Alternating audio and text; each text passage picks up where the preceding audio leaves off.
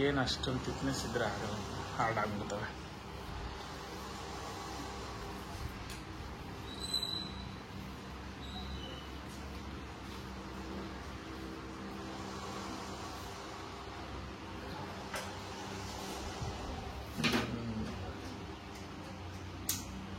ಮಿರರಲ್ಲಿ ನಮ್ದು ಇಮೇಜ್ ಬರ್ತೈತೆ, ಮಿರರಲ್ಲಿ ನಮ್ದು ಇಮೇಜ್ ಬರ್ತಾ ಇದೆ. ಬೆಳಗ್ಗೆ ಬೇಗ ಎದ್ದು ಏರ್ ಕಟ್ ಮಾಡ್ಸೋಣ ಅಂದ್ಕೊಂಡು ಫಿಕ್ಸ್ ಆಗಿ ಬಂದೇ ಬಿಟ್ಟೆ ಗಾಯ್ಸ್. ಜಯನಗರದಲ್ಲಿದ್ದೆ, ನಮ್ಮ ಫ್ರೆಂಡ್ ರೆಫರ್ ಮಾಡಿದ್ರು ಇಲ್ಲಿ ಚೆನ್ನಾಗಿ ಮಾಡ್ತಾರೆ ಅಂತ, ಅದಕ್ಕೋಸ್ಕರ ನಾನು ಇಲ್ಲಿ ಬಂದೆ ಜಯನಗರ್ಗೆ. ಬೆಳಗ್ಗೆನೇ ಬಂದೆ ಗಾಯ್ಸ್, ಫುಲ್ಲು ರಶ್ ಇರುತ್ತೆ, ಕ್ರೌಡ್ ಇವ್ರ ಹತ್ರ ಅಂತೇಳಿ ಬೆಳಗ್ಗೆ ಎದ್ದಿದ ತಕ್ಷಣ ಇಲ್ಲಿಗೆ ಬಂದೆ. ನಮ್ಮ ಮನೇಲಿ ಹೇಳ್ತಾಯಿದ್ರು ತುಂಬ ದಿನದಿಂದ ಏರ್ ಕಟ್ ಮಾಡಿಸು ಅಂತ. ಮನೆಯಲ್ಲೆಲ್ಲ ನೋಡಿ ಶಾಕ್ ಆಗ್ಬಿಡ್ಬೇಕು. ಮನೇಲಿ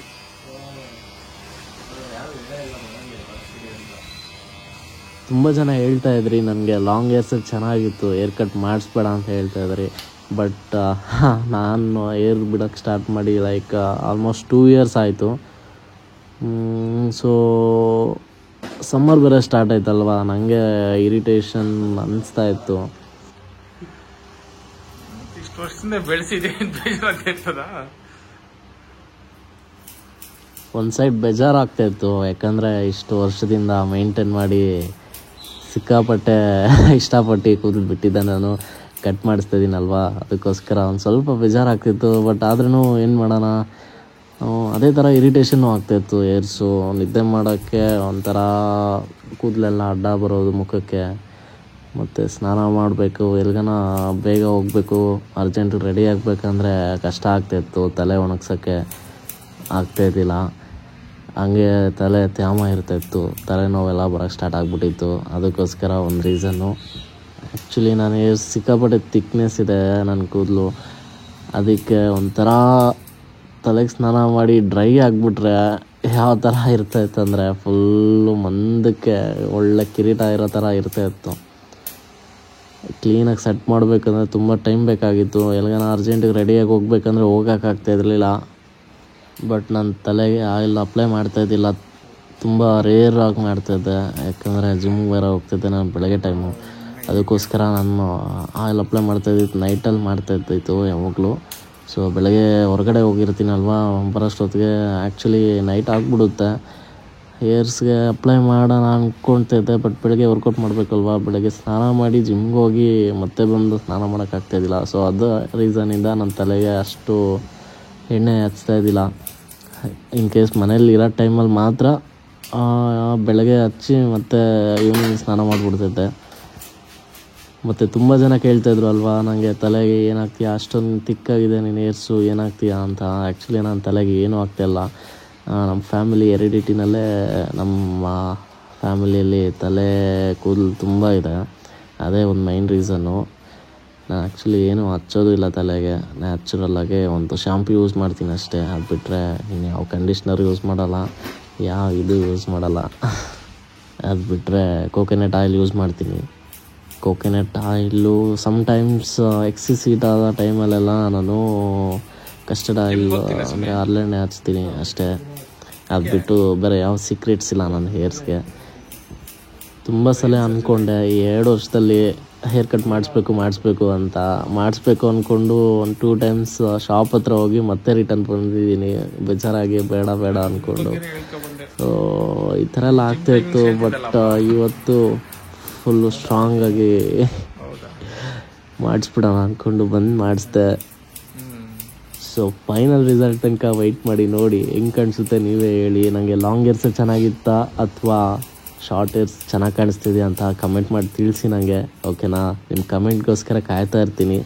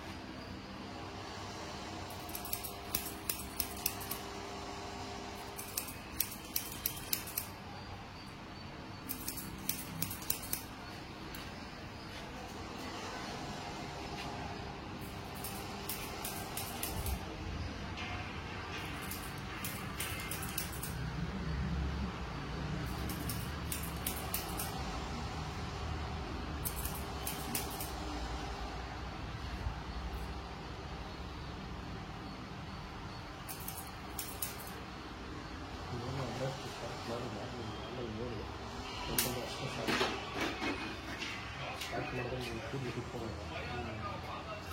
ಎಷ್ಟು ದಿನ ಆಗುತ್ತೆ ಸೆಟ 3 ದಿನ ಸೆಟ ಈಗ ಅದು ನಿಮಿಷಲ್ಲೇ ಒಂಥರ ಇರುತ್ತೆ. ಕುತ್ಕೊಳತ್ತೆ ಮನೆ ಹೋಗಿ ಕುಲ್ಸಂಗಲ್ಲ ಅದಿಂಗೂ ಅದೊಂದು ನಾಚಿಕೆ ಅರ್ಥ ಆಗಿಲ್ಲ ನನಗೆ. ಅದೇನು ಮಾಡೋದು ಕುತ್ಕೊಳಲ್ಲ, ಇಲ್ಲಿ ಮಾತ್ರ ಕ್ಲೀನಾಗಿ ಕುತ್ಕೊಳಕ್ಕೆ ಅಬ್ಸರ್ವ್ ಮಾಡಿರೋದು.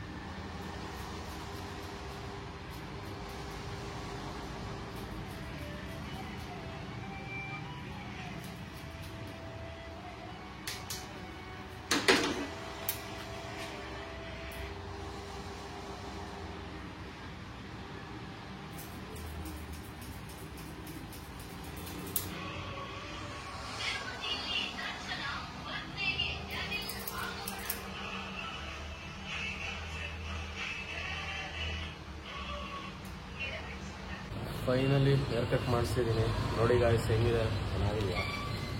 ಸೊ ಇದು ಇನ್ನೂ ಕೂದಲು ಸೆಟ್ ಆಗೋಕ್ಕೆ ಒಂದು 3 days ಬೇಕಂತ ಹೇಳಿದ್ದಾರೆ, ನೋಡೋಣ ಆಮೇಲೆ ಹೆಂಗೆ ಕಾಣಿಸುತ್ತೆ ಅಂತ. ಹೇರ್ ಕಟ್ ಮಾಡ್ಸೋಕ್ಕೆ ಜಯನಗರಕ್ಕೆ ಬಂದಿದ್ವಿ. ಸೊ ಮುಗೀತು, ಹಂಗೆ ಒಂದು ಕಾಫಿ ಕುಡ್ಕೊಂಡು ಹೋಗೋಣ ಅಂತ ಮಾಯಾಸಕ್ಕೆ ಬಂದಿದ್ವಿ. ಅವ್ರು ನೋಡಿ ಸಿಕ್ಕಾಪಟ್ಟೆ ತುಂಬ್ಕೊಂಡಿದ್ರು.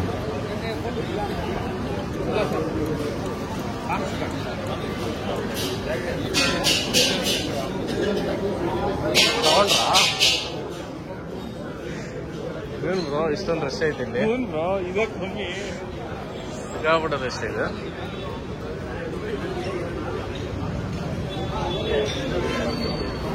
ಈ ವಿಡಿಯೋನ ಇಲ್ಲಿಗೆ ಎಂಡ್ ಮಾಡ್ತಾ ಇದ್ದೀನಿ ಗಾಯ್ಸ್. ನೆಕ್ಸ್ಟ್ ವಿಡಿಯೋದಲ್ಲಿ ಸಿಗ್ತೀನಿ. ಟಿಲ್ ದ್ಯಾನ್ ಟೇಕ್ ಕೇರ್, ಬಾಯ್.